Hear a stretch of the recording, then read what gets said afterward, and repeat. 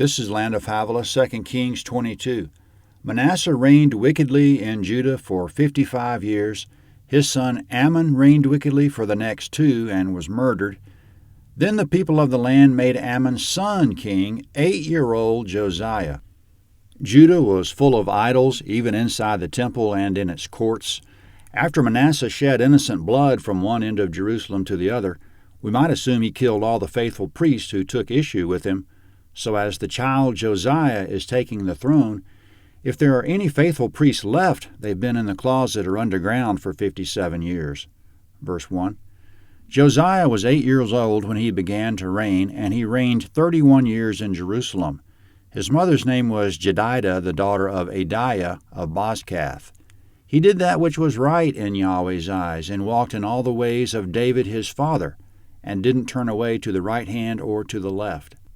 Comment: the king is 8 years old. At that age, he can't be doing much at all in the way of ruling, which really illustrates the practicality of what Yahweh ordained from the beginning in the days of the judges, that the people didn't need a king to begin with. The good thing about an 8-year-old king is that he's too young to provoke Yahweh as his father and grandfather did. But as he grew, he did that which was right. We know from what comes up in the next few verses that he never received an education in the books of Moses, which was the law of Yahweh. But as verse 2 said, he walked in the ways of David his father. This implies he did read the history of his family in the Chronicles of the Nation, or someone read it to him.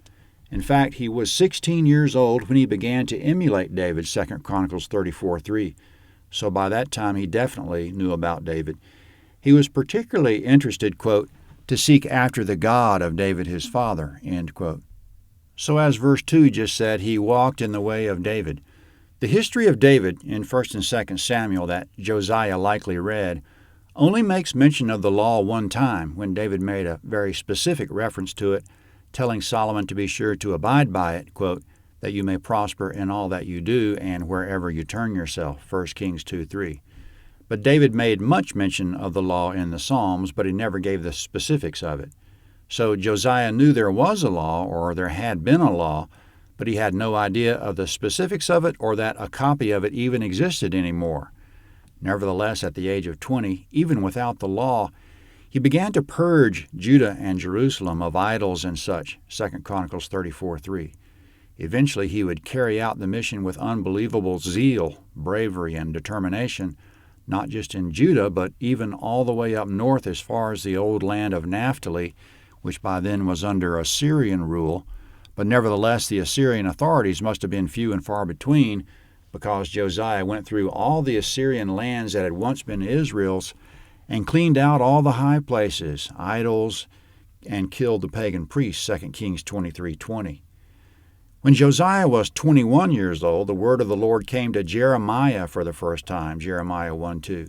Jeremiah was preaching repentance, Jeremiah 8:18, and that Yahweh was about to bring evil on Judah, Jeremiah 19:15, which earned Jeremiah to be struck and put in stocks by the chief officer of Yahweh's house, Jeremiah 20, verse 2. This illustrates the corrupt environment of the day, even of the priesthood, and that Josiah's campaign was a lonely uphill climb. There's no indication that Josiah was even aware of Jeremiah, such was the cloud of darkness in the land, that such a man as Jeremiah prophesied in relative obscurity. Then when Josiah was 26, in the 18th year of his reign, verse 3, in the 18th year of King Josiah, the king sent Shaphan, the son of Azaliah, the son of Meshullam, the scribe, to Yahweh's house, saying, Go up to Hilkiah the priest, that he may count the money which is brought into Yahweh's house, which the keepers of the threshold have gathered of the people. Let them deliver it into the hand of the workmen who have the oversight of Yahweh's house, and let them give it to the workmen who are in Yahweh's house to repair the damage to the house, to the carpenters and to the builders and to the masons, and for buying timber and cut stone to repair the house. However, there was no accounting made with them of the money that was delivered into their hand, for they dealt faithfully. Comment: starting long before Josiah, in the days of King Joash, they constructed a box with a hole bored in the top and set it in front of the temple on the right side of the altar, 2 Kings 12:9. that designated the box for donations that would go for repair of the temple. Whenever the box was full, they would count the money and store it away, 2 Kings 12:10. Josiah said it was time to make some use of the money and repair the temple. At the same time, verse 8, Hilkiah the priest said to Shaphan the scribe, I have found the book of the law in Yahweh's house. Hilkiah delivered the book to Shaphan, and he read it. Comment, Hilkiah the high priest, or one of the other priests or Levites, was rummaging around in Yahweh's house, which would be in the storerooms on the sides, and found a dusty, neglected copy of the law of Moses. Hilkiah gave it to the king's scribe Shaphan, and Shaphan read it. Verse 9. Shaphan the scribe came to the king and brought the king word again and said, Your servants have emptied out the money that was found in the house and have delivered it into the hands of the workmen who have the oversight of Yahweh's house. Comment, coming up, Shaphan has an oh by the way. Verse 10. Shaphan the scribe told the king, saying, Hilkiah the priest has delivered a book to me. Then Shaphan read it before the king. When the king had heard the words of the book of the law, he tore his clothes. Comment, Josiah's great-grandfather Hezekiah knew the law, 2 Kings 18:6, but the next two kings cast it aside for idolatry. They didn't teach it or allow anyone else to teach it, else it would have condemned them. So it virtually disappeared from the kingdom. When Josiah heard the law, he tore his clothes as a sign of distress, because he found out that disobedience to the law was death to the nation, Leviticus 26:14-43. So coming up, he wants to know Yahweh's word for the hour. Verse 12. The king commanded Hilkiah the priest, Ahikam the son of Shaphan, Achbor the son of Micaiah, Shaphan the scribe, and Isaiah the king's servant, saying, Go inquire of Yahweh for me and for the people and for all Judah concerning the words of this book that is found. For great is Yahweh's wrath that is kindled against us, because our fathers have not listened to the words of this book, to do according to all that is written concerning us. Comment, he said, Great is Yahweh's wrath because of our fathers who cast this book aside. It's an ignorant generation. Verse 14. So Hilkiah the priest, Ahikam, Achbor, Shaphan, and Isaiah went to Huldah the prophetess, the wife of Shallum the son of Tikvah, the son of Harhas, keeper of the wardrobe.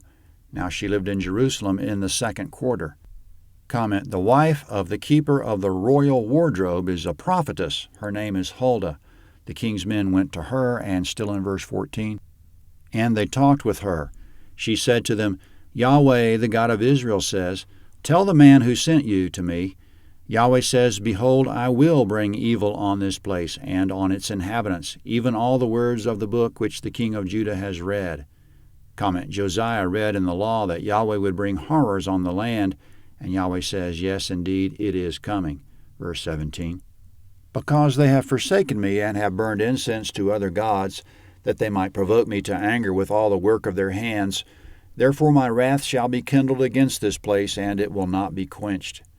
But to the king of Judah, who sent you to inquire of Yahweh, tell him, Yahweh the God of Israel says, concerning the words which you have heard, because your heart was tender, and you humbled yourself before Yahweh when you heard what I spoke against this place and against its inhabitants, that they should become a desolation and a curse, and have torn your clothes and wept before me, I also have heard you, says Yahweh. Therefore, behold, I will gather you to your fathers, and you will be gathered to your grave in peace. Your eyes will not see all the evil which I will bring on this place. So they brought this message back to the king. Comment, Yahweh says the horrors are coming, but Josiah won't live to see them. As we'll come to find out, Josiah will die at the age of 39, and it's going to be an act of grace so that he doesn't live to see the horrors or experience them. More about Josiah in chapter 23 coming up at landofhavilah.net, 2 Kings 23.